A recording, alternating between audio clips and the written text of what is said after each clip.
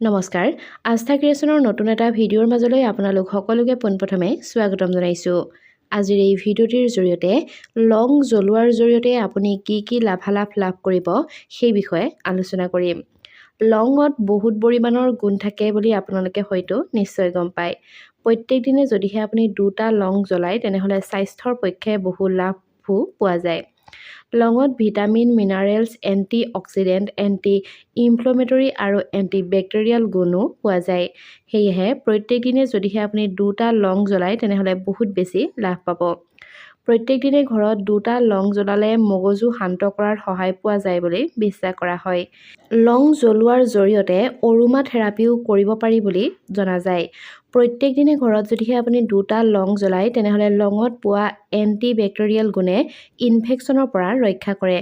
লঙত anti bacterial আৰু anti oxidant গুণ থাকে, যাৰ বাবে প্ৰত্যেক দিনে ঘৰত 2টা লং জ্বলালে ঘৰৰ বায়ু শুদ্ধ কৰাত লগতে বায়ুত থকা বেক্টেৰিয়াবোৰো ধ্বংস হয়। লঙত এণ্টি বেক্টেৰিয়েল আৰু এণ্টি অক্সিডেণ্ট গুণ থকাৰ বাবে প্ৰত্যেক দিনে 2টা লং জ্বলালে ঘৰৰ পৰা মহ মাখিও দূৰ হয়। প্ৰত্যেক দিনে ঘৰত 2টা লং জ্বলালে আপোনাৰ মগজু শান্ত হোৱাৰ লগতে ভাল টোপনি হয় বুলিও বিশ্বাস কৰা হয়। ঘৰত প্ৰত্যেক দিনে 2টা লং জ্বলালে শ্বাসতন্ত্ৰৰ লগতে জড়িত সমস্যাসমূহ দূৰ কৰাতো বহুত বেছি সহায় কৰে। বন্ধু-বান্ধৱীসকল, ইমানখিনিয়ে আছিল লং জ্বলোৱাৰ কেইটামান বিশেষ সুবিধা। যদিহে আপোনালোকে বিচাৰে তেনেহ'লে নিশ্চয়কৈ ঘৰত লং জ্বলাব পাৰে।